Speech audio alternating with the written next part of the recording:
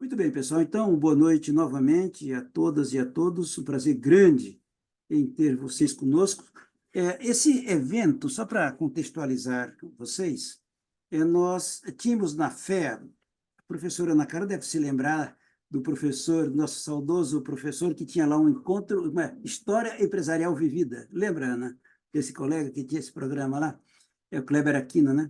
Então, nós queremos, com este programa, ter oportunidade de os nossos alunos e ex-alunos ampliarem o quanto possível, por intermédio de contatos de prática de gestão, que nós estamos chamando de encontro de prática de gestão, ampliar as fronteiras de relacionamento, é meio que um encontro de gerações, né?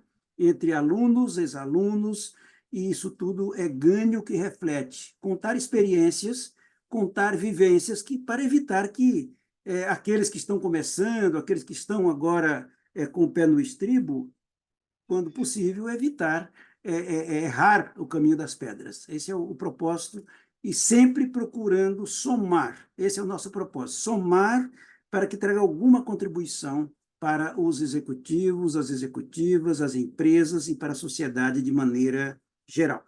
Nós temos hoje a oportunidade de estar com a professora Ana Carla Scalabrin, que formada pela FEA, USP, nossa colega da FEA, não é? Mestre em administração também pela FEA, pesquisadora, consultora, com várias publicações, trabalhos científicos e eventos acadêmicos, uma trajetória fabulosa, invejosa, né? Invejosa, principalmente a gente que tive o prazer de ser professor da professora Ana Carla, a gente fica muito orgulhoso, professora. A trajetória em desenvolvimento organizacional e humano, marca inteligência de mercado, consultoria em empresas grandes, médias, nacionais, internacionais, como Johnson Johnson, Redcar, Santander, Alcoa, bom, vamos lá, muitas outras. Professora das melhores escolas de negócio do Brasil, especialmente da FIA, né, professora?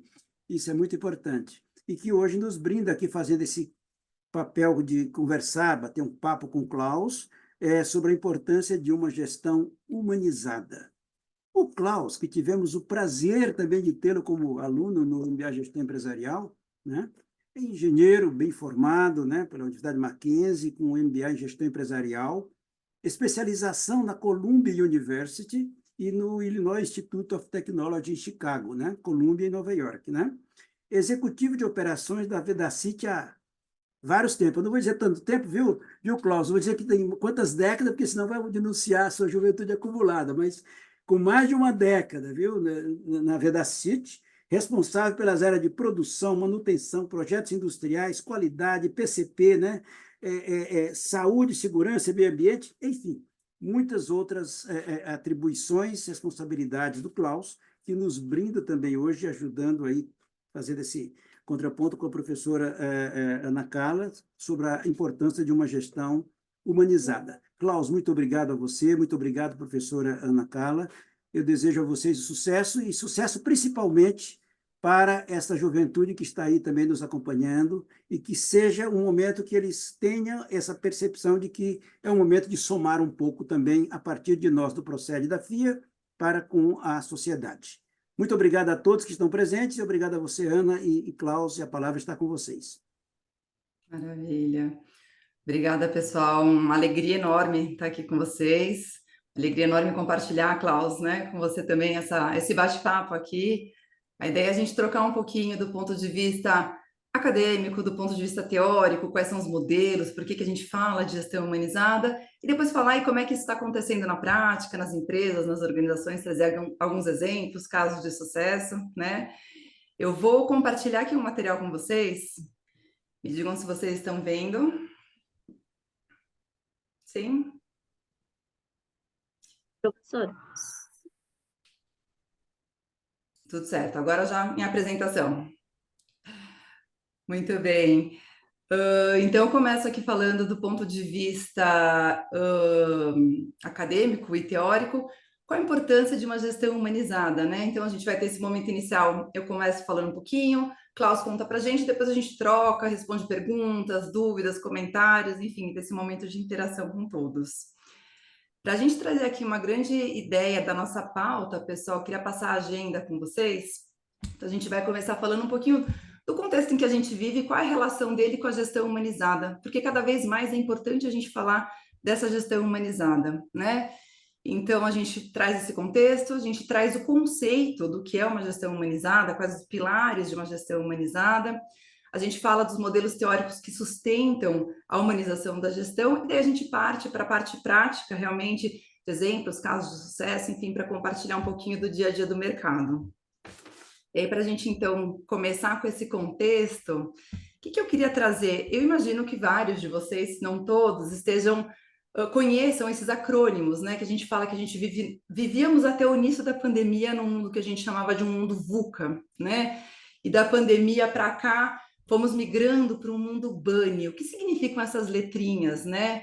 O mundo VUCA, né? Vem de volátil, U de uncertain, né? Incerto, complexo e ambíguo, né? Eu acho que todos se reconhecem nessa complexidade que a gente tem vivido no mundo.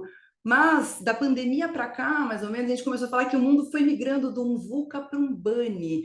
Um BUNny seria o B de Brighton, um mundo frágil, ansioso, não linear e incompreensível. Um mundo bastante desafiador, né? E o que isso tem a ver com a gestão humanizada? Quando a gente vai olhando aqui por letrinhas, então, né?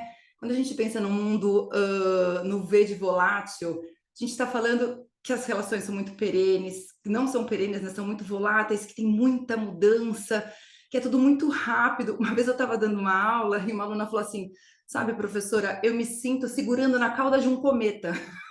O cometa está lá 1000 por hora e eu estou tentando acompanhar as mudanças, é tudo muito rápido. Então, essa rapidez, quando a gente está começando a entender, já mudou. Traz uma fragilidade para a gente, porque o nosso cérebro não acompanha tanta mudança.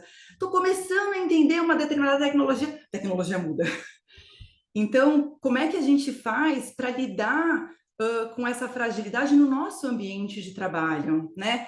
Será que a gente tem um ambiente de trabalho que consiga abarcar e contemplar e incorporar essas fragilidades para que as pessoas se sintam acolhidas e para que essas fragilidades se tornem a base da sua resiliência?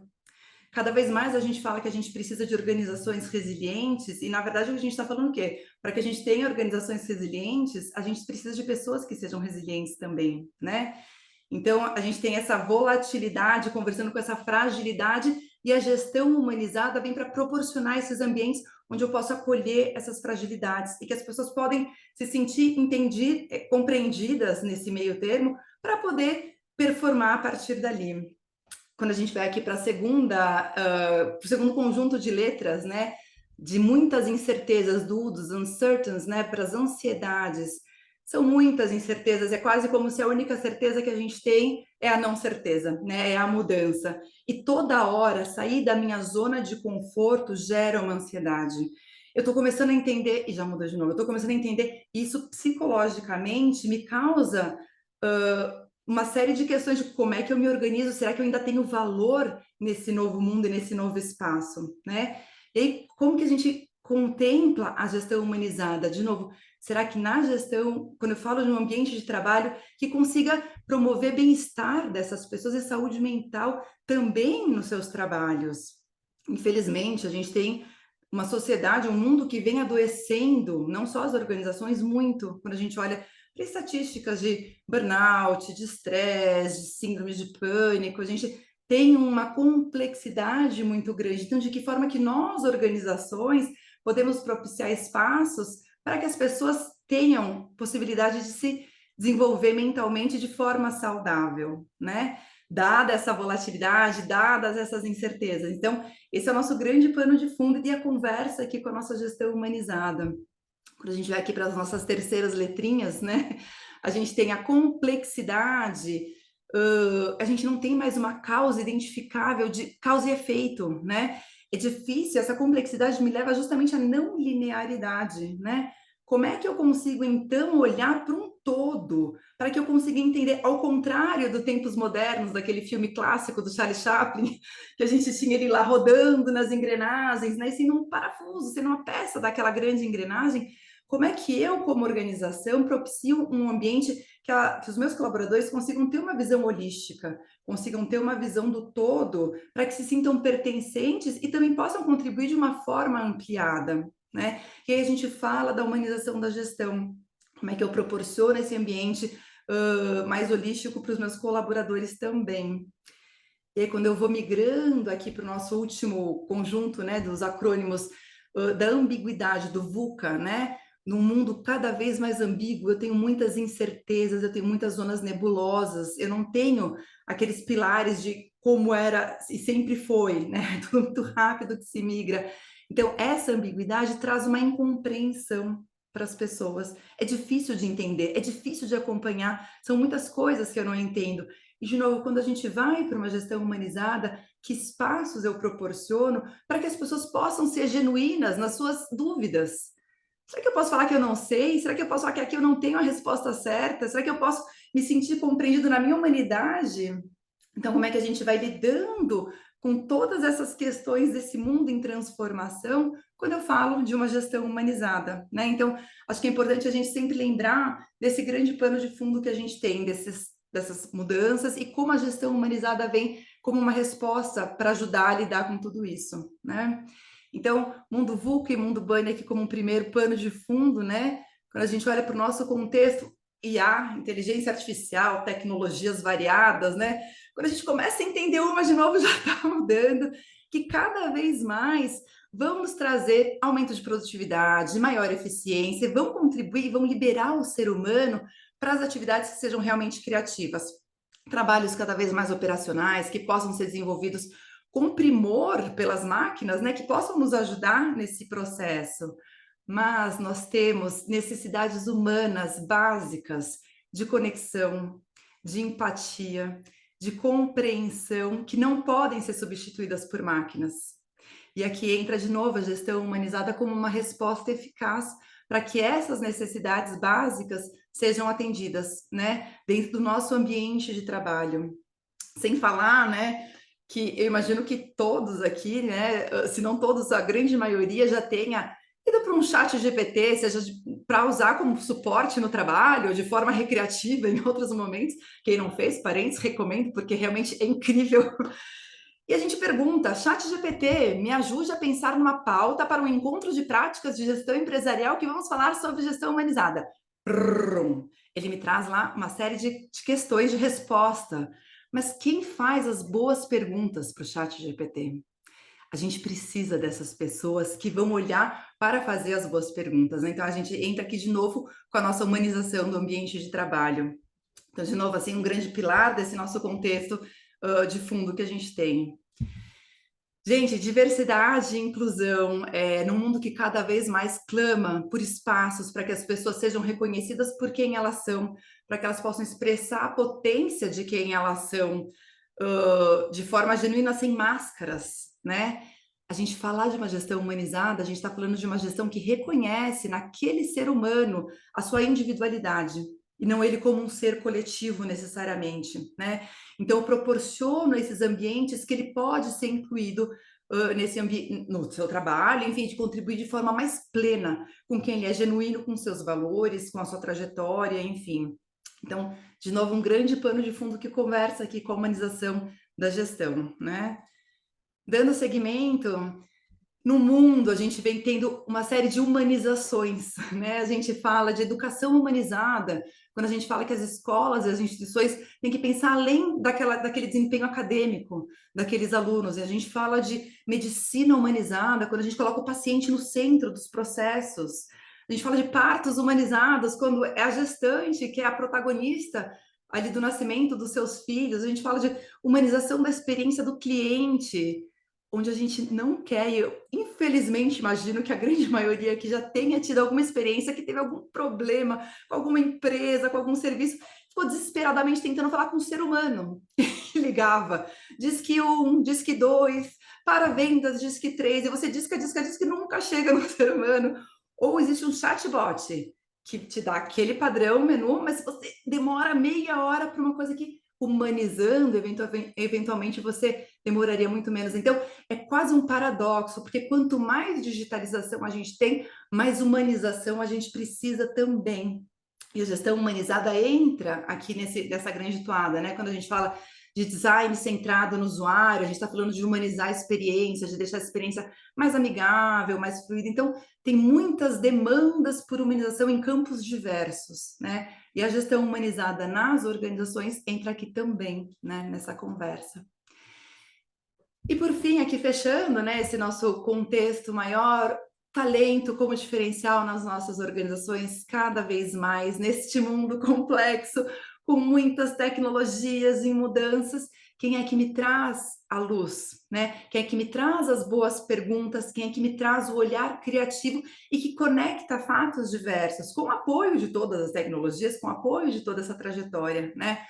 Mas quando a gente coloca os holofotes da nossa organização nos nossos talentos, a gente também está colocando os holofotes na organização como um todo, valorizando ela, né? Porque esse ambiente de trabalho, esse modelo de negócios humanizado se torna um grande fator de atração de talentos, de retenção de talentos. Porque as pessoas falam, epa, aqui eu posso ser quem eu sou, tendo reconhecido os meus desejos, as minhas necessidades, e posso contribuir da forma plena. Então, eu quero ficar aqui. E se eu quero ficar aqui, eu tenho gente boa. E se eu tenho gente boa, assim eu vou caminhando, né? E aí, neste caminho, eu queria passar aqui com vocês para a gente falar um pouquinho do conceito, então, de gestão humanizada, que nada mais é que uma abordagem que busca colocar as pessoas no centro das práticas de gestão das organizações, né? Então, eu estou falando de cuidar, sim, do alcance dos meus objetivos organizacionais, claro, mas cuidando também com tamanha importância do bem-estar dos meus colaboradores. E cuidando do bem-estar físico, psicológico, mental, enfim. E esses dois pilares, eles se retroalimentam de forma simbiótica, porque quanto mais eu tenho os meus colaboradores, os meus talentos se sentindo bem, se sentindo respeitados, se sentindo empoderados, se sentindo estimulados para contribuir, maior o meu potencial de também alcançar os meus objetivos organizacionais. E quanto mais eu alcanço os meus objetivos e tenho sucesso nesse processo, maior eu também crio um ambiente de boas interações, de boas relações, de boas oportunidades para que esses meus talentos continuem aqui nesse ciclo virtuoso, né? Então, a gente vai se retroalimentando nesse processo. E aí, como o bem-estar dos colaboradores é um dos pilares da nossa gestão humanizada, eu queria trazer aqui, falar sobre a parte teórica do bem-estar, então, com vocês. E para falar sobre bem-estar de colaboradores, eu queria voltar muitos anos atrás, neste camarada aqui. Não sei se vocês reconhecem de quem é este busto.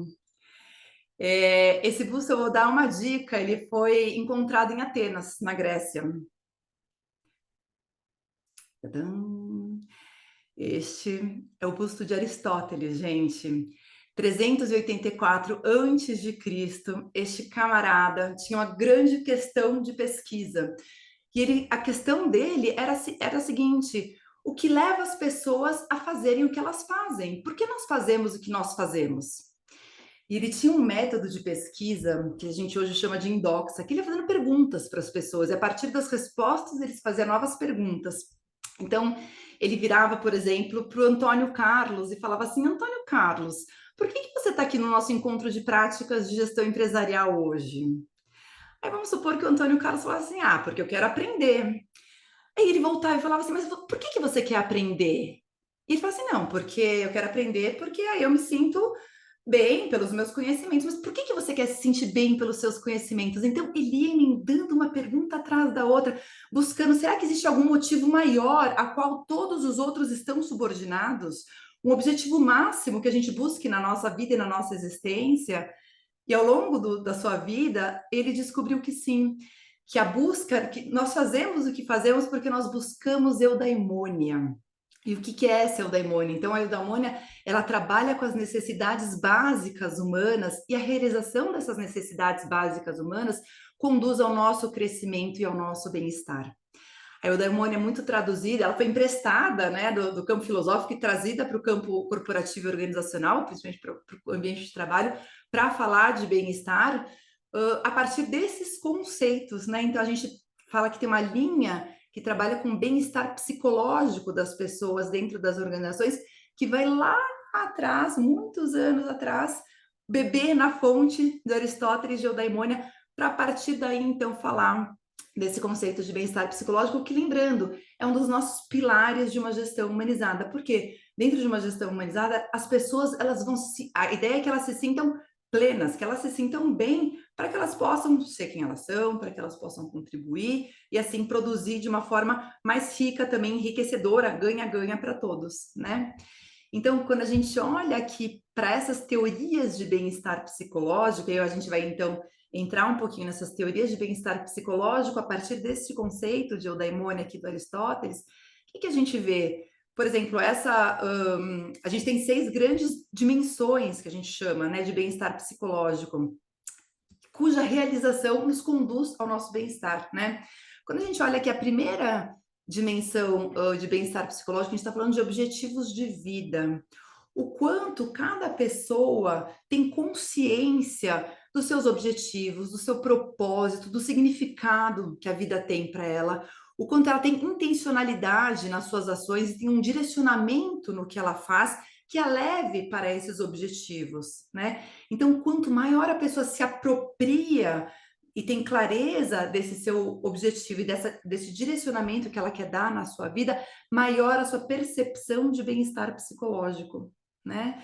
E aí, quando a gente olha para uma gestão humanizada, de que forma que eu, organização, de que forma que eu, gestor, posso buscar os pontos de convergência entre os objetivos da minha área, da minha equipe, da minha unidade de negócio, da minha organização, com os objetivos dessa pessoa. E a gente sempre vai encontrar pontos de convergência. Só que isso demanda esse olhar do gestor atento. O que essa pessoa busca? De que forma a gente pode caminhar junto nesse processo para que ela sinta deixando o seu legado, a forma que ela gostaria de trabalhar, de agir, de ser nessa vida, alinhado ao que a organização também busca fazer, né? Então, a gente tem esse primeiro pilar de objetivos de vida, a gente tem um segundo pilar que a gente fala de relacionamentos positivos. Estabelecer e cultivar relacionamentos positivos é entendido como um forte pilar do bem-estar psicológico das pessoas. Então, de que forma, de novo, que as pessoas podem estabelecer laços que sejam sustentáveis, compartilhar emoções, compartilhar percepções, sem medo, num ambiente seguro, né, psicologicamente seguro, de que forma que elas podem ser empáticas, estabelecer relações que sejam realmente de troca e que elas se sintam plenas para poder discordar, para poder falar que elas pensam diferentes e que isso se sustente ao longo prazo, né? Então, quanto maior a percepção de relacionamentos positivos, que a pessoa tem bons relacionamentos, maior a percepção de bem-estar psicológico. E aí, quando a gente volta aqui para a nossa gestão humanizada, a gente pensa também como é que eu, gestor, como é que eu, organização, posso proporcionar espaços autênticos, legítimos, de trocas genuínas e verdadeiras entre essas pessoas. Espaços de mentoria, espaços de conexão, espaços realmente onde as pessoas possam sentir que saíram ganhando daquele processo. E não só proporcionar espaços, mas de que forma que eu conscientizo a minha organização da necessidade e da importância disso. Porque uma vez que as pessoas se sintam plenas também nas suas relações, elas se sentem plenas consigo mesmo. E assim a gente volta para aquele nosso círculo virtuoso de ganha-ganha, ganha organização, ganha colaborador, e assim a gente vai seguindo. Eu tenho uma organização que cuida das pessoas, elas se sentem cuidadas, elas se sentem motivadas a permanecer ali, a contribuir para aquele ambiente, e assim a minha organização também vai alcançando seus objetivos nesse belo ciclo que a gente tem, né? Então, um segundo pilar que a gente tem aqui. Competências, e aí para as organizações a gente pode nadar assim, de braçada aqui, né? Porque de que forma que cada pessoa pode ver os seus conhecimentos, as suas habilidades, as suas atitudes sendo colocadas em prática, mobilizadas no dia a dia em prol de um determinado objetivo e gerando resultados, alcançando através da colocação, da manifestação dessas competências, gerando resultados para a organização. Então, o sentimento de orgulho, de crescimento, de desenvolvimento que a gente tem a partir disso é muito grande. E, de novo, de que forma eu, quando vou olhar para uma gestão humanizada, posso incentivar as pessoas a colocarem as suas competências variadas, nos mais variados cenários em prática, convertendo em resultados. E de que forma que eu ajudo essa pessoa a se apropriar dessa trajetória, né? Então, a gente vai falando aqui dos pilares de um bem-estar psicológico, né? Quando a gente vai aqui para a sexta dimensão, que a gente tem autonomia, gente, o quanto eu posso oferecer de espaços onde as pessoas possam ter liberdade para escolher as formas de fazer, para escolher o método, para escolher o processo, para trocar.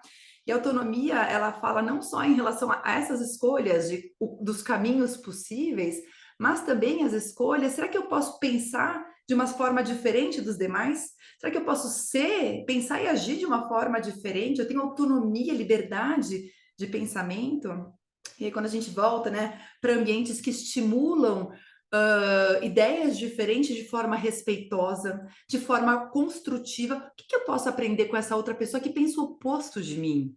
Não é o que eu posso discordar, mas de que forma a gente cresce, todos crescem a partir desse ponto de vista, né? Quando a gente vai, então, para a diversidade, assim, tá direto aqui também, né? De que forma eu posso ter autonomia para pensar a partir das minhas experiências, né? Então, um quarto pilar que é muito importante quando a gente fala de bem-estar psicológico e, por consequência, né, aqui na humanização da gestão.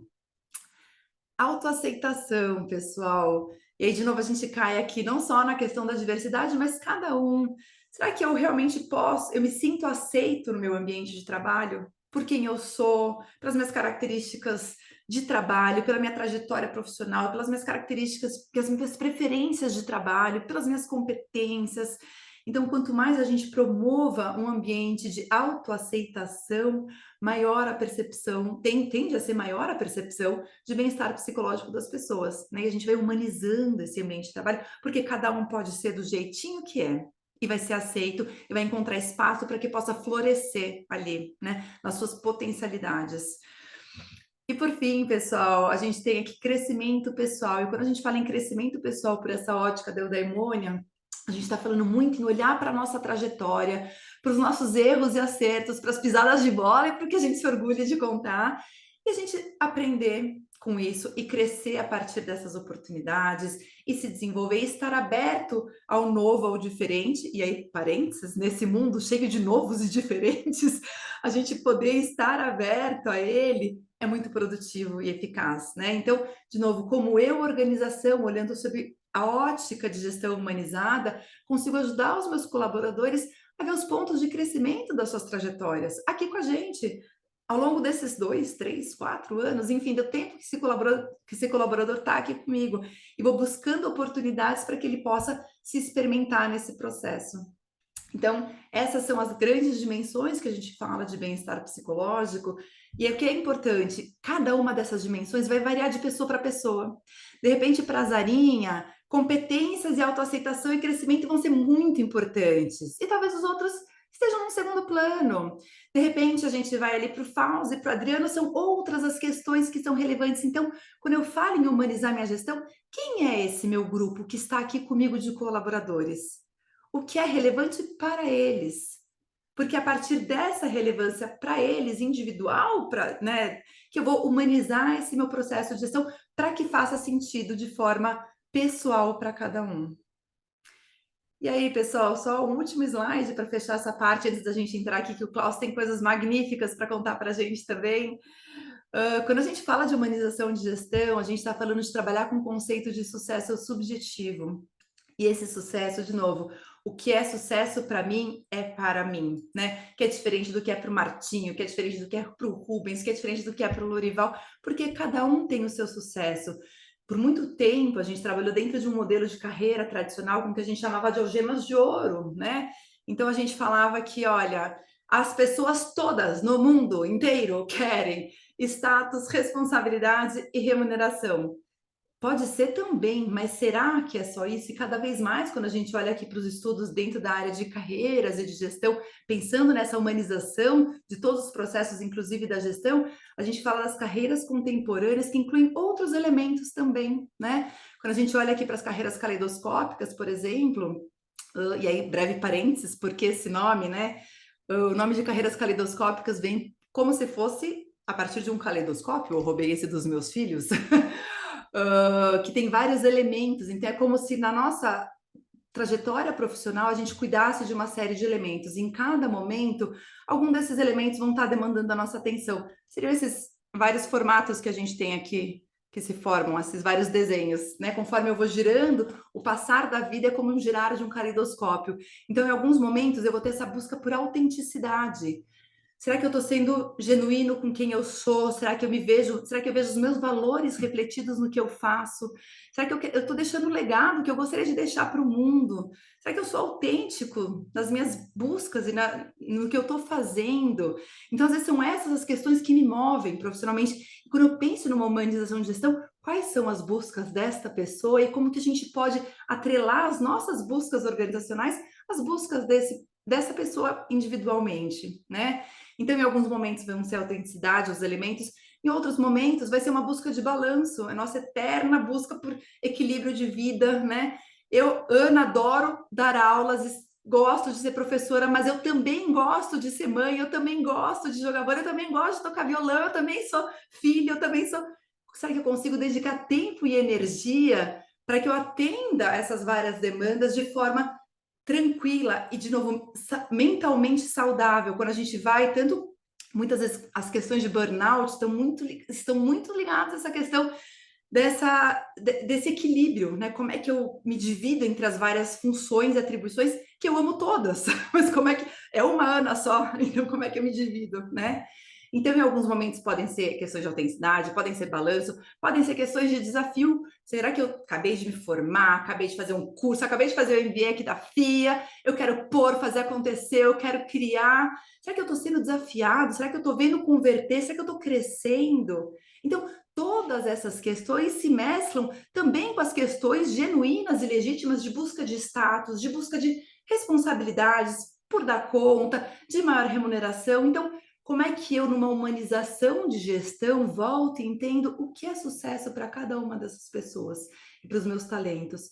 Para a partir daí, então, eu conversar com cada um deles e a gente tentar um mundo onde todos ganhem, a gente volta para aquele nosso círculo virtuoso, né? Onde eu tenha colaboradores se sentindo plenos, respeitados, íntegros, bem, desafiados no bom sentido, para exercer o melhor do seu potencial, e onde, por consequência, a organização também ganhe com tudo isso.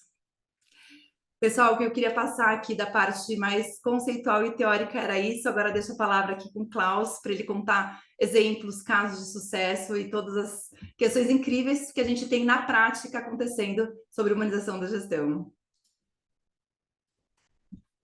Gente, tudo bom? Vocês me escutam bem? Tudo ótimo? Que bom. Bem, primeiramente, boa noite a todos. Espero que todo mundo esteja bem, né? Na segunda-feira de começo de semana, com um feriado no meio, né? Tem gente aí, acho que se planejando com o feriado aí também no meio. Mas eu, primeiramente, queria, acho que parabenizar aí a professora Ana pelo material que ela compartilhou, porque estava fazendo várias anotações relacionadas a como isso se encaixa um pouco com os cases que eu vou contar aqui para vocês. Primeiro eu vou fazer uma breve abertura e explicação para vocês entenderem um pouquinho os cases, tá? Acho que falta eu colocar antes disso vocês no mesmo cenário, tá? Eu sou um executivo, né, da Vedacity, não sei se todos conhecem a Vedacity, mas a Vedacity é uma indústria química voltada para a construção civil. A gente fabrica impermeabilizantes e aditivos para concreto, principalmente, tá?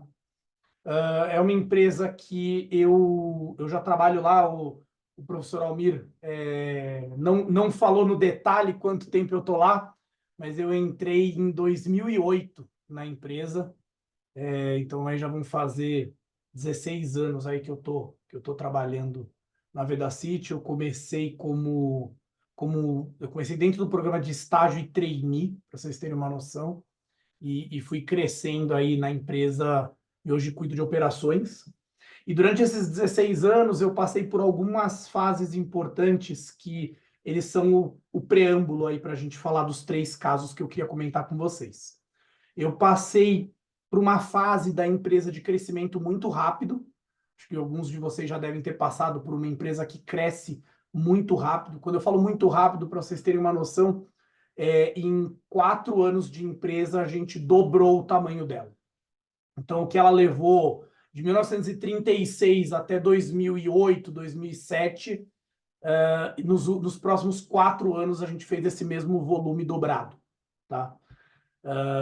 Quando a gente, além disso, eu peguei uma empresa familiar, tá? A gente é uma empresa que não está listada na bolsa, uma empresa 100% familiar, dentro de uma holding familiar. Eu peguei troca de geração familiar dentro da empresa, então quando a gente for falar de gestão humanizada ou falar de mudança de cultura, tem tudo a ver, tá? Então eu peguei troca de gestão familiar, de geração familiar, eu peguei a crise financeira da construção civil, a famosa Lava Jato, né? E como ela impactou o Brasil, a gente foi diretamente impactado com o mercado da construção civil. Então a gente pegou isso também lá em 2014 para 2015, principalmente a gente sofreu mais em 2015. Eu peguei a transição da família para uma governança corporativa, então eu peguei a entrada de um CEO de mercado, depois de mais de 70 anos que a empresa tinha somente executivos familiares. A gente passou por uma pandemia, também teve que administrar, e vai ser um dos cases que eu vou comentar aqui com vocês, e também a gente também está passando agora por uma fase que a empresa ela foi sempre muito voltada, eu não sei se nos materiais de planejamento estratégico a gente vê muito isso, né, que a empresa ela pode focar em foco no cliente, né, e ser diferenciada pelo que ela atende o cliente. Ela pode ser uma empresa de excelência operacional ou uma empresa de excelência em produto, né? Então, eu peguei uma empresa muito como se fosse a Velocity, ela sempre foi muito voltada para uma empresa de relacionamento com o cliente, a gente sempre foi muito forte em atender o que o cliente nos demandava, e hoje a gente vem por uma gestão muito mais de excelência operacional. Eu brinco que eu estou indo trabalhar, parece que numa Amazon, sabe? Que é foco em excelência e redução e operações cada vez mais fortes, que era muito diferente do que eu peguei no começo da empresa. Então, baseado nesse preâmbulo de passagens que eu tive, eu queria contar 3 cases conectados com gestão humanizada. O primeiro que eu queria comentar é como a mudança cultural de uma empresa acaba desafiando a liderança da empresa em adaptar a gestão e, consequentemente, como é que você trabalha a gestão dos colaboradores que estão sofrendo com esse impacto de cultura, tá? O outro case que eu queria comentar é um pouco de pandemia, como é que foi a nossa gestão na pandemia. A gente é uma indústria que não parou na pandemia, e eu trabalhei numa área que foi bastante desafiadora, porque era uma área que não foi para home office, né? A gente continuou trabalhando full time na indústria desde o dia da parada grande que teve, né, no março de 2020. E também queria comentar um pouco como é que funciona a gestão humanizada quando a gente fala de orçamento base zero. Acho que muitos de vocês já passaram ou vão passar na empresa num momento que vem um desafio de você revisar todo o orçamento da empresa, e isso causa bastante insegurança em todas as áreas da companhia, né? Então vamos lá, o primeiro caso que eu queria comentar era o de mudança cultural. Eu acho que o principal ponto que eu queria começar comentando aqui, acho que conecta, eu vou conectando um pouco com o material da própria professora. Acho que assim, quando a gente olha para uma mudança de cultura na empresa, a empresa normalmente ela tem um motivo para fazer uma mudança cultural, né? A mudança cultural ela vem por algum motivo ou externo que nos faz pensar como a gente vai ajustar os comportamentos e os habilitadores dessa empresa. Mas normalmente eles são conectados a um planejamento estratégico que mudou drasticamente, né? Tudo começa de alguma demanda. Ninguém muda a cultura de uma empresa sem ter algo por detrás. Quando você faz isso, não sei se alguém aqui já passou por isso profissionalmente, mas é muito difícil você entrar num processo seletivo de uma empresa e você começar a trabalhar numa empresa, porque você faz um fit cultural com a cultura, né? Acho que você olha, normalmente quando você vai olhar lá para os objetivos de vida, quando você olha, né, para como você imagina o teu crescimento pessoal, como é que você imagina as relações que você vai ter dentro da empresa, você tenta encontrar um fit com a sua cultura, tem que bater com a cultura da empresa, né? Eu brinco muito quando eu converso com o pessoal lá na empresa, eu falo que não chama contrato de trabalho à toa, né? Você está assinando um contrato, ele tem que fazer bem para os dois lados, tem que fazer bem para as duas partes, né? Ninguém assina um contrato leonino aí do nada, né? E a mudança de cultura, ela vem com muita força para você repensar como é que essa empresa vai trabalhar esses comportamentos e como é que ela vai trabalhar essas relações dentro da empresa. E isso influencia diretamente em você criar um ambiente de estresse para colaboradores. E aí, quando a gente fala de gestão humanizada conectada a isso, nenhum líder quer uma equipe estressada, né? E nenhum líder quer uma equipe que não tenha segurança psicológica, porque, consequentemente, a performance vai cair. É uma certeza que a performance da área vai cair se você não tem segurança psicológica dentro da área. E a cultura vai forçar você a olhar de alguma forma para trabalhar essa gestão humanizada. Então, no nosso case, o que a gente teve muita dificuldade foi, primeiro, como é que a gente prepara a liderança para essa nova cultura? Como é que você prepara a liderança para entender essa nova cultura? E aí, baseado nisso, como é que você constrói uma relação de empatia? E eu gostei muito, né, porque uma das palavras que a professora usou é muito da empatia, mas assim, como é que você também constrói uma empatia de que o líder ele não está num pedestal ali, né, e o líder ele não está distante da equipe. Ele também está passando por aquela mudança, né? No momento que um líder ele representa o CNPJ da companhia, né? E eu brinco isso, tá, gente? Porque nesses 16 anos, muitas vezes ninguém me vê mais como um funcionário da companhia. Eu brinco que, assim, gente, eu continuo também sendo um CLT da companhia, tá? Eu não virei acionista do nada dentro da empresa, mas, assim, eu não sou mais visto como uma pessoa física, né? Você é visto como um representante da companhia e você é parte daquele CNPJ, né? Na liderança. E você construir uma relação humanizada e você construir uma relação de empatia que você também mostra suas vulnerabilidades e você mostra também que você também está passando por aquilo, né? Você também está passando por essa transição cultural, você também vai acertar e errar, você também vai estar aprendendo com esse caminho e que você também vai ter que aprender com a equipe, né? Essa construção de uma relação de confiança, que isso também vai construindo relações de confiança, né? Quando a gente, lá na Vedacity, a gente bate muito no conceito de relação de confiança, porque ele é um dos 5 pilares ali de uma equipe de alta performance, né? Quem já leu sobre altas performances sabe que você começa, né, para você criar o conflito virtuoso, né, e não o confronto entre áreas, você precisa criar uma relação de confiança, né? Você não tem conversas de qualidade e conflitos importantes na companhia se você não cria uma relação de confiança antes. E aí a gestão humanizada ela conecta muito com isso, porque sem uma gestão humanizada você vai demorar para construir a relação de confiança, que consequentemente vai demorar para gerar os conflitos positivos que você precisa gerar para a empresa mudar, né? Ou para as coisas mudarem na sua área ou no negócio. E então, quando a gente olha para a cultura, esse desafio é muito importante. É muito importante a gente conseguir atrelar quais são. E aí são, acho que para mim, os pilares principais que a gente passou, né? Primeiro, a gente passou por um planejamento estratégico muito bem montado. Ele conecta com você ter que, às vezes, mudar a cultura para conseguir atingir aquele planejamento. E aí, num terceiro pilar, você vai trabalhar a gestão humanizada para conseguir acelerar a mudança cultural dentro da companhia, tá? E quando eu falo de gestão humanizada, eu não estou falando simplesmente da gente tentar conseguir administrar todas as pessoas numa mudança e gerir toda essa equipe nessa mudança sem imaginar de que a gente vai ter também que administrar não só as pessoas que ficam na companhia, mas a gestão humanizada passa também, porque acho que não sei se alguns de vocês já passaram por isso, mas vou dar um exemplo no nosso caso, a gente teve no ano de 2018, com a entrada do novo CEO de mercado, primeira vez, né, que a gente trouxe um CEO de mercado, isso trouxe um impacto muito grande na companhia e 70% da empresa saiu nos próximos 3 anos, para você ter uma noção. E isso não significa que foi ruim, né? Isso só significa que você tem que conseguir administrar muito bem não só a entrada das pessoas na companhia e a permanência delas, mas que você faça uma gestão humanizada na saída delas também. As pessoas elas também precisam sair da companhia da melhor maneira possível, quando não tem mais o fit de cultura ou quando não tem mais o fit com a carreira delas, né? Eu acho que uma das coisas que mudou muito nos últimos anos, eu percebo isso, eu vi naquele último slide da professora, ela fala muito isso, né? Você tinha uma carreira muito estruturada no passado, né? Hoje você não tem mais essa carreira tão estruturada. As pessoas, elas mudam bastante, né? Elas aprendem muito a mudar.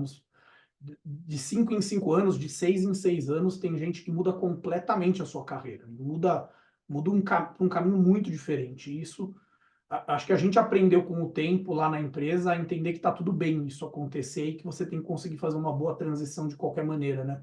Eu sempre falo que o importante é que a gente consiga garantir tanto um fluxo, né, de entrada muito boa na empresa, que as pessoas entrem e se aculturem muito rápido, que elas performem da melhor maneira possível, e aí que a gente, né, confia muito na gestão humanizada para acelerar a performance, mas também que quando a gente precisa tomar decisões difíceis de transição, que a gente faça essa transição também da melhor maneira possível.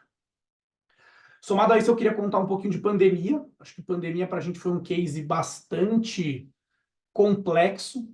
Em 2019, né, começou a história de pandemia, né, a gente começou a ouvir falar no final de 19 de pandemia.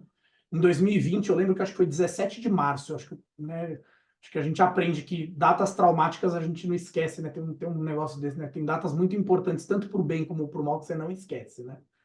É a mesma brincadeira que todo mundo fala, né, que você sabe, todo mundo sabe onde estava no dia que aconteceu o acidente com o Senna. Se você perguntar, acho que todo mundo sabe onde estava, né.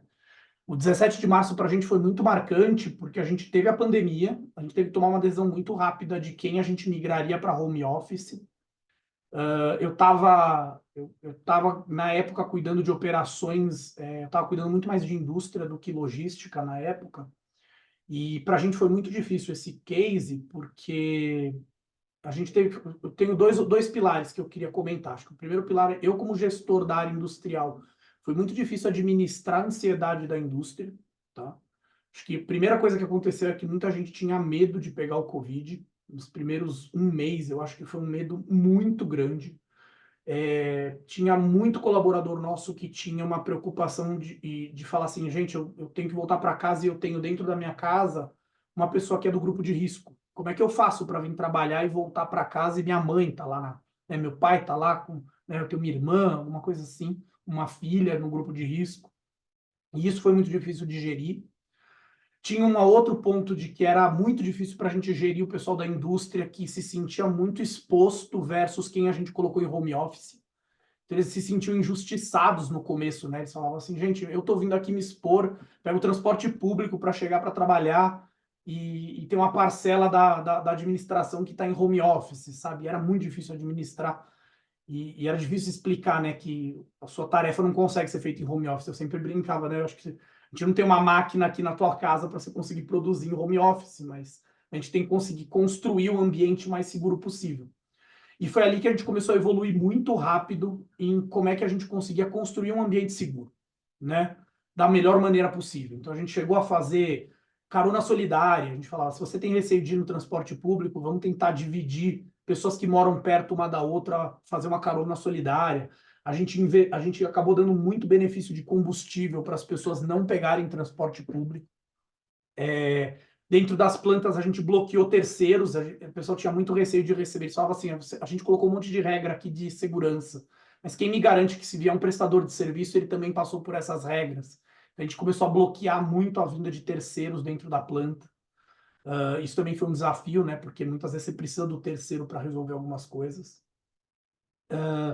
E do nosso lado também foi muito difícil, principalmente eu estava também cuidando, né, cuido na época que cuidava muito próximo de segurança do trabalho e meio ambiente, e a área de segurança do trabalho também foi muito desafiada, né? A área de medicina do trabalho e segurança do trabalho também foi muito desafiada.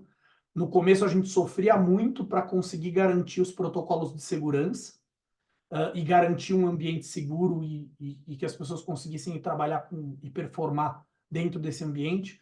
Mas depois a gente teve um desafio muito grande de uma gestão psicológica muito forte. A gente teve muito caso de estresse e de quase burnouts, principalmente quem estava em home office, que sofria muito com as jornadas, que não conseguia se adaptar muito em casa, né? Não sei se alguns de vocês aqui trabalharam em home na época, mas era muito difícil, né? Você conectar. Tinha gente que trabalhava até mais quando estava em home office, né? Você praticamente não via a jornada de trabalho e ia trabalhando muito mais do que você estava num ambiente físico, né?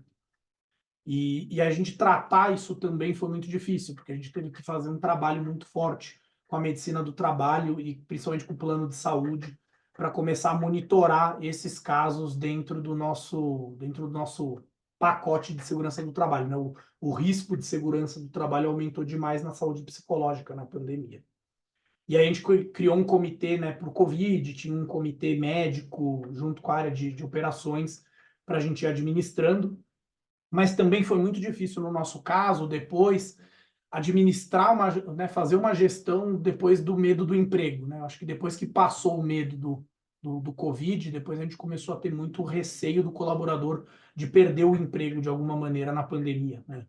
E isso daí também foi muito forte de como é que a gente ia administrar isso. A gente administrou, uma parte foi que a gente assinou acho que era um compromisso do não demita, para tentar criar essa segurança psicológica nos próximos meses. Então, a gente renovava ele de tempos em tempos, e a gente só fazia demissões por performance, não mais por redução de quadro ou por pandemia. A gente foi administrando férias, a gente antecipou férias, a gente tentou de tudo para tentar manter uma segurança psicológica e garantir também o emprego, que era um dos receios. Então, acho que um outro aprendizado que a gente teve é que a gestão humanizada ela precisa escutar muito mais, né? Ela tem que ter uma escutativa muito mais forte. E ela precisa garantir de que ela consiga captar todas essas nuances, né? E conseguir também ser muito mais personalizada. Em resumo, dá muito mais trabalho a gestão humanizada, mas ela também traz muito mais retorno, né? Porque você não dá o mesmo remédio para todo mundo, você vai fazer algo muito mais personalizado, você vai conseguir captar muito mais rápido as dores e tratar elas na sua essência com muito mais rapidez. E eu acho que isso daí é uma das coisas que a gente também percebeu bastante. E um último caso que eu queria comentar, a gente também passou por um desafio, eu passei 2 vezes isso na minha vida, que foi um orçamento base zero, do zero mesmo, que era revisitar completamente a estrutura da companhia e todo o orçamento da companhia. E as 2 vezes que eu passei por isso, trouxe muita insegurança psicológica dentro da companhia. É um clima muito ruim quando a gente fala de orçamento base zero, se ele não for bem montado. Eu peguei um caso, a gente teve um caso que foi mal feito em 2015, que causou bastante insegurança psicológica, e também trouxe um outro problema, né? Porque a gente encontrou 2 casos, né? Tem um profissional que ele, no momento que ele entra em pânico do orçamento base zero e da insegurança, primeiro tem uns que se fecham, né? E começam a não performar porque eles ficam muito no receio do que vai acontecer. Mas tem um outro grupo, que era um grupo muito destrutivo, a gente fala dentro da companhia, que é um grupo que tenta se aproveitar dessa situação para tentar crescer dentro da empresa de uma maneira não muito boa. E você administrar esses 2 perfis, eles são muito complexos, porque você tem que, às vezes, tomar decisões difíceis.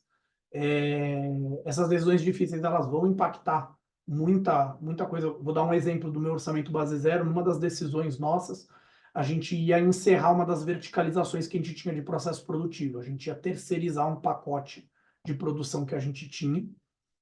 E isso impactava um desligamento. Na época, eu participei desse pacote, a gente desligou acho que 110 pessoas em um dia, tá? De uma empresa de 700, falando 1/7 da empresa em um dia. E era uma decisão difícil que estava dentro do orçamento base zero e ia causar bastante insegurança. A gente tentou fazer isso da melhor maneira possível. Então, desde o momento de que a gente tomou essa decisão, até a gente conversar com o sindicato, até a gente trabalhar todos os casos, entender como estava cada tipo de colaborador, em que situação ele estava. A gente personalizou os pacotes de saída da empresa. Então, a gente tinha tipos de pacote. Então, vou dar um exemplo. Colaborador que estava próximo de aposentadoria. Qual que é a maior dor de uma pessoa que está próxima da aposentadoria? É a extensão de plano de saúde. Então, eu tenho que fazer um pacote de extensão de plano. Mas um colaborador que está no início de carreira e que estava construindo um pé de meia para fazer a compra de um primeiro imóvel, eu tenho que fazer um pacote de saída, por exemplo, com salários adicionais. Então, a gente foi construindo pacotes de saída e dando opções para as pessoas. E, somado a isso, fazendo todo um trabalho de psicólogo por detrás. Então, a gente foi trabalhando com psicólogos, né, desde o começo, entendendo, né, todos os casos, e aí sim, mesmo tomando uma decisão difícil, que era um encerramento de processo produtivo, como é que a gente faz isso da melhor forma? Então, acho que acho que o que fica aqui de principais informações dentro desses casos, e aí, obviamente, eu queria comentar um pouquinho mais aberto, até para dar tempo da gente falar sobre perguntas, que eu acho que o mais rico aqui vai ser a gente conversar e trocar, né, experiências. Então, eu não queria mergulhar num item especificamente sem a gente conversar. Mas eu acho que, olhando para esses 3 casos e olhando para esses pontos que eu comentei de gestão humanizada, se eu pudesse deixar com vocês um ponto importante, é como é que a gente consegue personalizar cada vez mais as nossas tomadas de decisão para garantir de que a gente atinja o máximo de pessoas possível com o máximo de efetividade possível. E aí, a partir disso, entender que a gestão humanizada, ela está, sim, diretamente ligada à performance da equipe e performance da empresa. Quanto mais humanizado a gente consegue ser, e não é fácil fazer isso, empresas com 20 mil funcionários, 30 mil, garanto que tem coisas muito mais que vem top-down, ou, por exemplo, empresas multinacionais que vêm um processo top-down da matriz. Não é tão fácil fazer isso, mas sempre que você tiver a oportunidade de personalizar algo, com certeza você vai ser mais efetivo, consequentemente você vai encontrar resultados mais rápidos de performance das equipes, né? E lembrando que eu sempre brinco, né? Se a empresa não tem problemas e se a empresa ela não tem variações de um processo, muito dificilmente você teria a necessidade de ter colaboradores. Então, assim, a gente tem que entender que ter colaboradores faz parte de uma empresa, a gente nunca vai ficar sem, né? Acho que a gente falou um pouco de inteligência artificial, robotização, vamos fazer um chatbot, não sei. No fundo, sempre vai existir uma exceção no processo, sempre vai existir uma personalização em algo que você vai ter que fazer, e o grande segredo é como é que você administra tudo isso, obviamente com pessoas que não vai ser uma inteligência artificial que vai conseguir trabalhar uma exceção. Ela vai trabalhar sempre o que é o massivo, mas sempre vai ter uma curva de rio, sempre vai ter um problema que você vai ter que trabalhar. São 16 anos que eu estou trabalhando lá, eu acho que eu não passei um ano que não tivesse uma lista de problemas que eu pudesse comentar com vocês, que precisavam ser resolvidos, e foi resolvido por uma equipe de pessoas que eram multidisciplinares, multifuncionais, conecta um pouco com diversidade. A gente, estou falando de uma indústria química, e eu sou, já fazem 4 anos que eu sou embaixador de diversidade de gênero dentro dos nossos pacotes de diversidade, e a gente tem uma briga gigantesca para falar sobre diversidade de gênero. Para mim, mais difícil ainda, porque não é lugar de fala para mim, então quando eu falo de diversidade é muito difícil. Como é que eu trabalho isso na empresa, mas a gente tem que ter embaixadores para falar cada vez mais sobre diversidade, como é que a gente traz pessoas que têm vivências muito diferentes, porque isso acelera demais a gente conseguir tratar essas exceções que vão aparecer durante os anos de empresa que a gente tem. Mas era isso que eu queria comentar um pouquinho, tá? E, obviamente, abrir para perguntas, abrir para trocas de experiências e compartilhar um pouquinho mais com vocês algum detalhe que vocês queiram saber. Obrigado, gente. Para com isso. Palminha não precisa, gente. Parabéns, Klaus. Excelente. Não, merece, excelente. Obrigado. Não. Obrigado, gente. Bom, nós temos 2 perguntas aqui no chat. Eu vou ler. A primeira é do Fausto Marco Jorge. Ele menciona assim: uma curiosidade, Ana Carla e Klaus. Numa época em que a eutagogia, o aprender sozinho, predomina, o gestor missionário, aquele que participa ativamente do empowerment dos seus liderados, parece perder força. O viés tecnológico é um aliado ou um inimigo neste processo? Bateu fundo aqui, posso me manifestar primeiro? Vai lá. Olha, eu sou um otimista em relação à tecnologia. Eu acho que, com todas as ressalvas que a gente tem, com todos os cuidados que ela demanda, inclusive em termos de regulação, regulamentação, como a gente tem visto mundialmente, sim, ela pode ser uma grande aliada, né? Eu acho que, na verdade, Fauzi, a gente muda o olhar desse gestor. A gente começa a colocar esse gestor quase como um mentor desses profissionais, né? Ele vai continuar atuando de forma próxima, mas ele vai ajudar a identificar onde reside a potência de cada uma dessas pessoas, para que essa potência possa ser trabalhada, né? Então, em vez de dar todo o caminho das pedras, então ajuda a fazer a curadoria. Olha, esse caminho talvez seja mais profícuo, esse caminho aqui tem um potencial, ajuda a ver as possibilidades de desenvolvimento, ele não deixa de atuar, ele vai mudar a forma de atuação. Mas a tecnologia, muitas vezes, ela vem... Claro, a gente vai se adaptando às várias tecnologias, mas vem para o bem, né? Tenho visto esse processo em várias organizações, e eu acho que a gente pode, pensando por aí, acho que a gente continua tendo um ganho de proximidade, né? Que eu acho que esse é o ganho de alguém acompanhando uma outra pessoa, usando todos os potenciais aí da tecnologia. Não sei como é que você vê isso, Klaus. É difícil para mim, porque eu também defendo demais a tecnologia, tá, gente? Eu defendo, assim, bastante em tudo que a gente faz lá. A gente tenta colocar a tecnologia a nosso favor. Acho que ela veio para ajudar e acho que o que eu percebo muito acho que, assim, o grande desafio do líder, eu concordo com a mentoria, tá? Eu concordo. Acho que a gente tem um papel lá como líder, tanto de mentor, mas também, às vezes, muito um papel de coaching. Tá? Acho que não é só o mentor que vai trazer a sua experiência, mas como é que a gente faz as perguntas certas para o colaborador quando ele está falando de desenvolvimento de carreira. O grande desafio nosso lá é a gente conseguir medir o que a gente quer potencializar em cada um. Acho que esse é o desafio do líder. O líder, ele tem que, para ele ser meritocrático e a gente conseguir realmente avaliar as pessoas e conseguir montar um plano de carreira junto com elas, né? E ajudar no plano de carreira do colaborador. Acho que primeiro a gente tem que entender muito bem o que a gente quer. Isso está amarrado lá no planejamento estratégico e nos comportamentos que a empresa tem. Baseado nisso, a gente consegue fazer... Aí eu acho muito do uso da tecnologia. Acho que a tecnologia veio para também reduzir custo. E a gente consegue hoje fazer assessments, que era muito difícil de fazer. Você consegue fazer com muito mais facilidade. A gente consegue fazer treinamentos com muito mais eficácia e entender o treinamento. E o treinamento pode ser muito mais personalizado. E a partir disso, a gente consegue montar um plano de carreira junto com o colaborador que seja muito mais eficaz, tá? Eu não acho que a gente, como líder, e isso eu acho que é um desafio, eu não sei se vocês têm isso na empresa de vocês, tá? Mas na minha empresa, a gente tem muita terceirização do plano de carreira, né? O colaborador acha que quem faz o plano da carreira é a empresa, né? A empresa que tem que fazer meu plano de carreira. Eu quero saber, eu quero crescer profissionalmente, mas você tem que me dizer como eu tenho que crescer, né?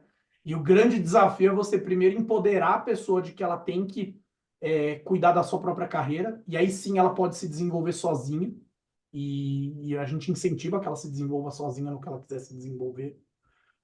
E aí muito você vai para o papel de mentor e muito mais para o papel de coaching. É um papel muito mais difícil para o líder do que simplesmente a gente orientar o que tem que fazer, mas isso também aumenta a autonomia. Acho que é um dos pacotes que a gente falou sobre autonomia.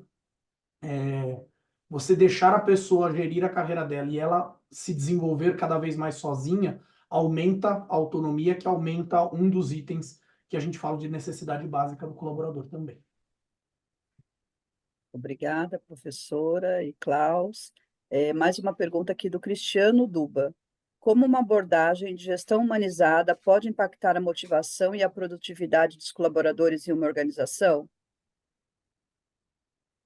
Quer comentar, Ana? Posso comentar. Eu acho que ela vai de forma direta, né? A partir do momento que você tem uma abordagem que ela olha para cada um de forma individualizada, ela vai falar assim, então, para o Klaus, o que é importante? Se o Klaus não está perto de se aposentar, então, ele está querendo comprar o seu imóvel próprio, de que forma que a gente pode atuar tanto no seu pacote de benefícios, quanto na forma como a gente lida com ele, para que ele consiga alcançar esse objetivo com o nosso suporte de uma forma organizacional. Então, você vai trabalhando os pilares da motivação dessa pessoa. Uma vez, ela vai se motivar pelas suas questões, mas uma vez que você identifique quais são essas questões, você tem um espaço para que você caminhe e ajude ela a alcançar esses objetivos, enfim.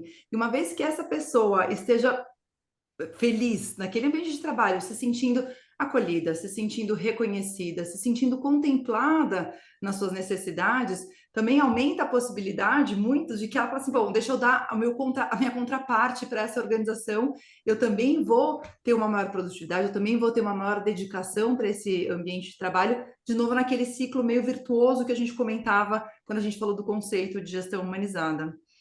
Não sei se você vê dessa forma, Klaus, também. Sim. Eu só ia complementar uma coisa que eu acho que a grande dificuldade de um gestor é entender também que as necessidades do ser humano mudam, né? E você tem que estar muito próximo do colaborador para perceber isso. Então, às vezes, aquela motivação de um colaborador, ela muda. Vou dar alguns exemplos. Eu tinha uma colaboradora que ela tinha uma motivação muito forte para crescimento organizacional. Ela queria, ela tinha uma meta profissional de estar numa posição gerencial até X anos, e ela vinha com esse gatilho profissional, vinha da empresa anterior que ela estava, de que ela não conseguiu fazer esse movimento. E ela fez um movimento lateral para trabalhar com a gente, e ela tinha uma meta gigantesca ali de crescer profissionalmente. E aí, num certo momento, a vida pessoal dela mudou. Ela acabou tendo um segundo filho, e isso daí impactou bastante na vida dela, e aí ela mudou os planos dela. Ela mudou para um outro. Ela queria uma mudança de área, na verdade, para uma área que fosse muito mais flexível, com home office e tudo mais. E mudou completamente a necessidade. Não tinha nada a ver com a gente, não tinha nada a ver com a empresa, não tinha nada a ver com nada de empresa, né? DV da City.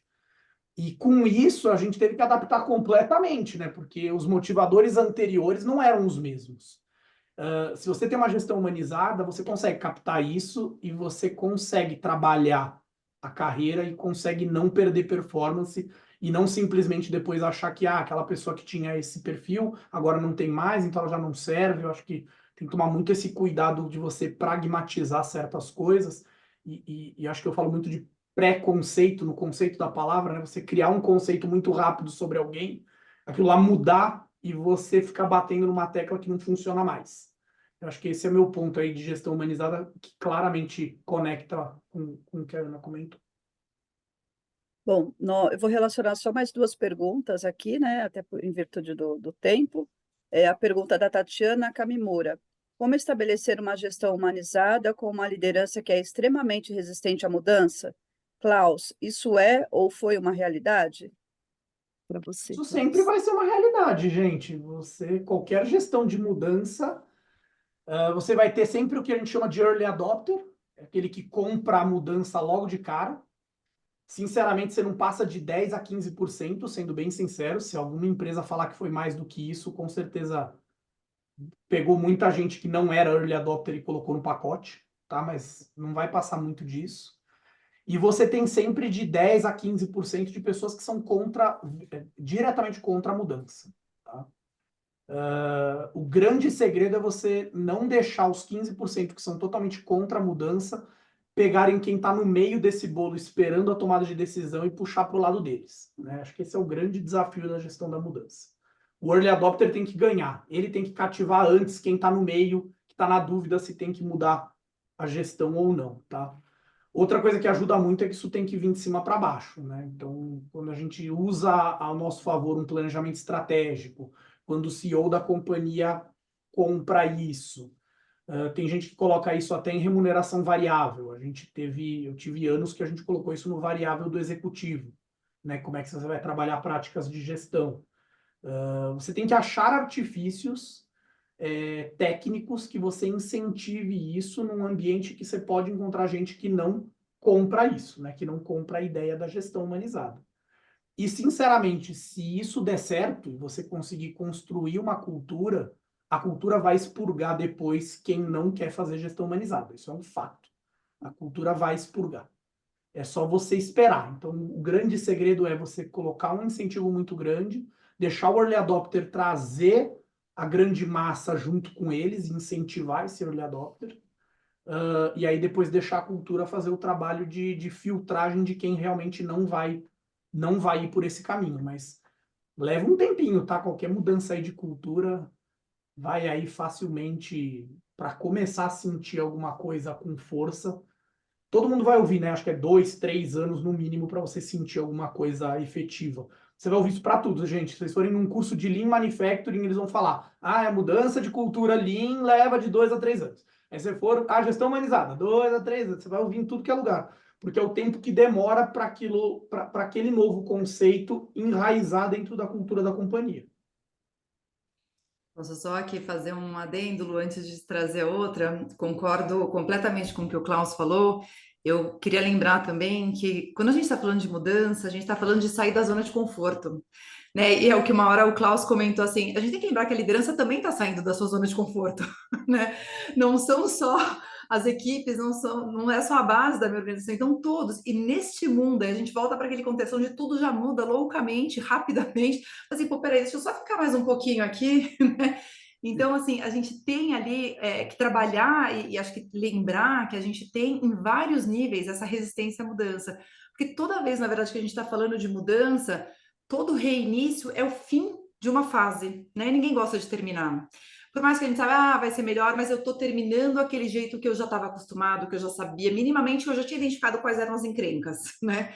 Então, eu acho que é importante lembrar também desse lado humano, né? Que todos estão nesse processo. E com certeza, né? Uma vez que a gente vai caminhando para essa mudança, a gente vai ter o próprio sistema, a própria nova cultura já direcionando quem está aderente àqueles valores, àquele novo jeito de ser, e quem não está e vai se encaixar melhor num outro modelo.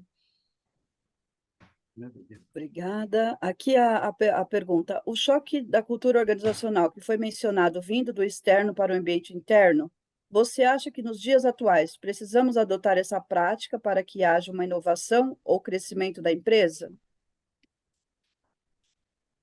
Olha, eu acho que sim. Eu acho que é uma prática que que eu acho que todo o estímulo externo não tratado num planejamento de uma companhia é um risco, tá? É, só a gente vê vários cases aí que são famosos, né? Só você não tratar um risco de uma mudança de um iPhone para um BlackBerry, você vê o que acontece. É só você vou pegar exemplos muito fortes, mas qualquer coisinha pode ser um indício, tá? Vou te dar um exemplo. Se um concorrente direto seu começa a mergulhar preço para tentar aumentar a market share, isso é um estímulo externo que você tem que tratar. E tem muita empresa que demora para perceber esses estímulos. Demora para perceber. Não é uma pandemia, não vai ser às vezes uma coisa grande. Qualquer mudança de tendência que venha do ambiente externo pode impactar a companhia para o bem ou para o mal, né? Pode ajudar a alavancar, ou pode ajudar a piorar bastante o resultado da companhia. A gestão humanizada, para mim, quando a gente fala de personificar e ter a escuta mais ativa, não é só dentro de casa. No momento que você trabalha a escuta ativa para tentar ser o mais personalizado possível, você vai fazer isso também olhando para o ambiente externo. E você vai captar mudanças do ambiente externo com mais rapidez, né? Você captando isso com mais velocidade, você faz plano de ação mais rápido, né? Então, isso serve muito como um modelo de trabalho, né? Se você percebe riscos de acidente do trabalho com mais eficácia, você vai tratar um plano de ação para aquilo não virar um acidente do trabalho. Se você é míope e não enxerga o risco do acidente de trabalho, eu prometo que vai ter um acidente de trabalho em algum momento. Todo quase risco não tratado vai virar alguma coisa lá na frente, tá? Pode virar algo pequeno ou algo grande. Então, pelo menos eu enxergo o conceito de gestão humanizada também como um modelo de você estar mais atento a entender particularidades do seu ambiente, inclusive o ambiente externo. É só aqui uma Obrigada. questão. Acho que complementando aqui o Klaus, eu acho que é bem isso, né? A gente tem que olhar de repente como se fosse uma tensão criativa, né? Então, a partir desse cenário externo contrastando com esse meu cenário interno, de que forma que eu posso usar isso para o bem? E, de novo, pensando aqui numa gestão humanizada, até como o Klaus comentou lá do exemplo da pandemia, né? As pessoas com medo, as pessoas receosas, como é que eu acolho essa mudança desse diferente também, para dar tempo e uma escutativa para que essas pessoas possam processar essas informações e a partir daí também migrar para uma outra realidade que está dando sinais de mudança, de necessidade de atualização, enfim, outras questões. Professora, o Fernando Gorni Neto, ele levantou a mão, não sei se tinha alguma pergunta ou se foi acidentalmente. Se quiser fazer a pergunta, Fernando. Antes que ele faça a pergunta, né? Acho que não, Saiu. caiu. Então, eu vou fazer uma última, professora, no lugar do Fernando, então, e aí consideram-se encerradas aqui. O Carlos, sou gestor de uma grande empresa do varejo alimentício e precisamos, hoje em dia, que poucos colaboradores têm interesse em assumir cargos maiores de responsabilidades ou simplesmente cumprir com as atividades no dia a dia. Como podemos ver isso?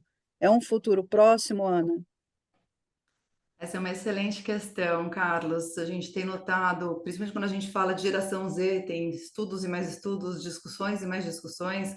A gente tem uma série de movimentos, imagino que vocês talvez tenham ouvido falar dos quiet quittings, né?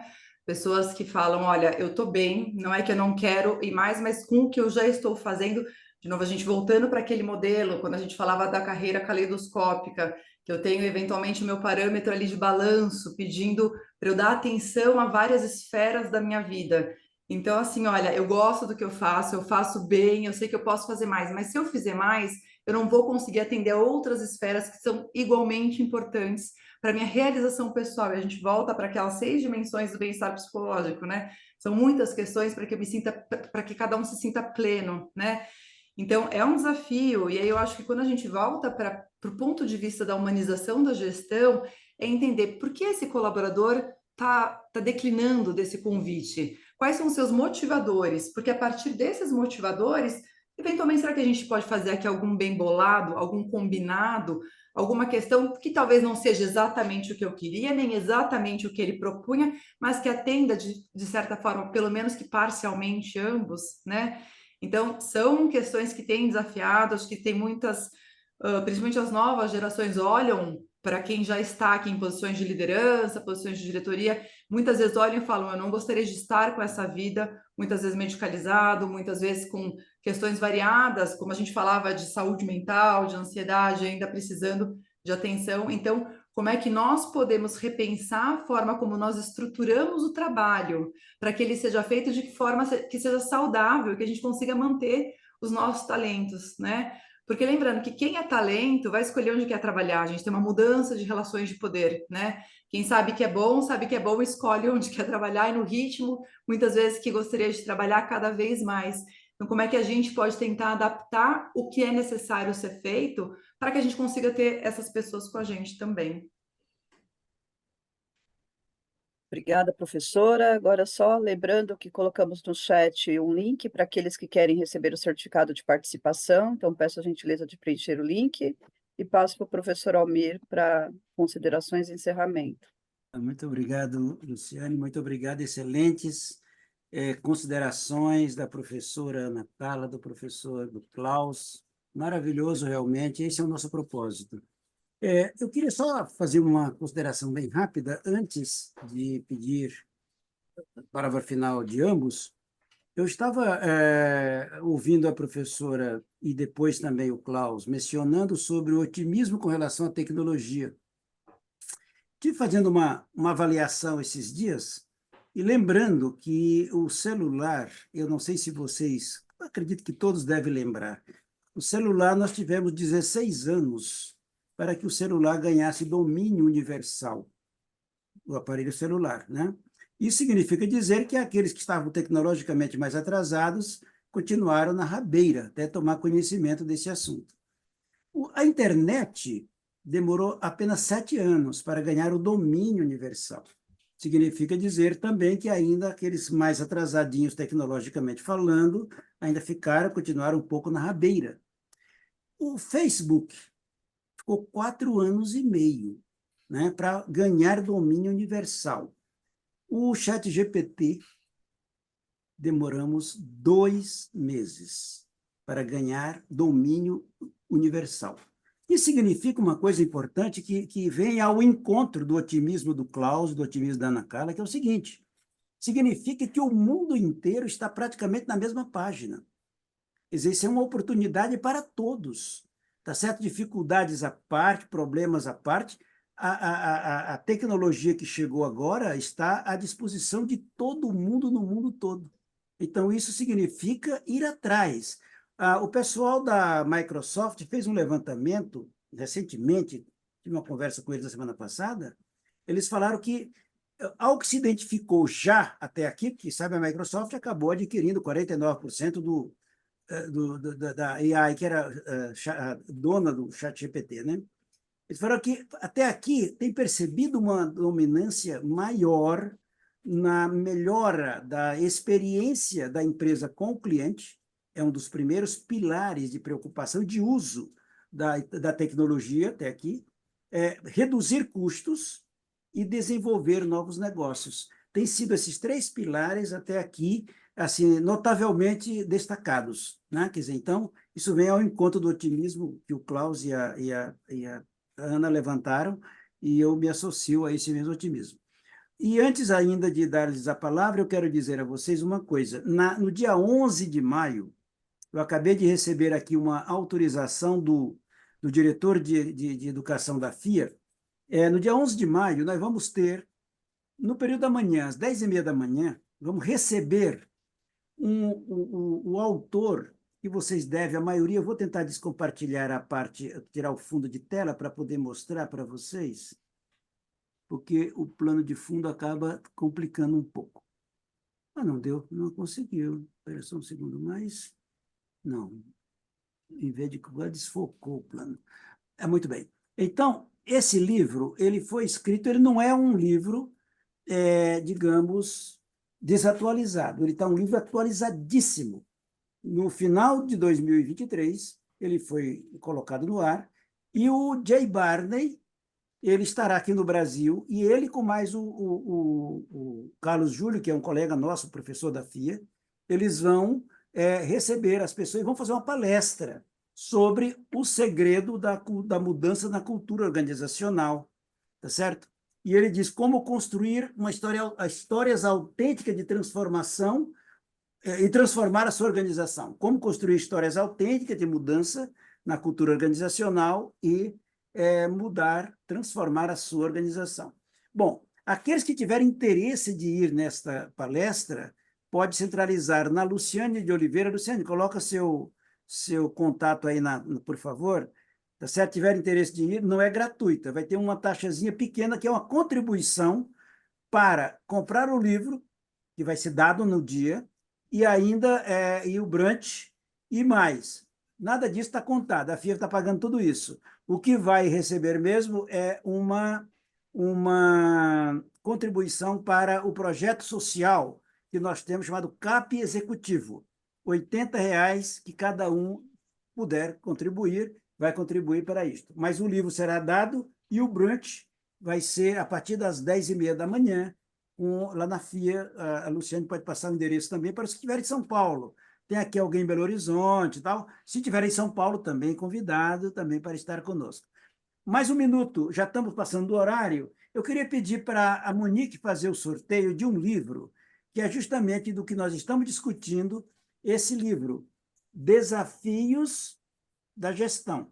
Esse livro é uma síntese dos 10 top 10, digamos assim, artigos seminais que a Harvard Business Review pegou. Não tem artigo aqui bastante antigo, mas seminal de gestão, que eu diria vale super a pena aquele que puder ler esse livro. E eu estou pedindo para fazer o sorteio de um exemplar só, que o Procede vai dar para o que tiver conectado até agora, com a paciência de estar conosco.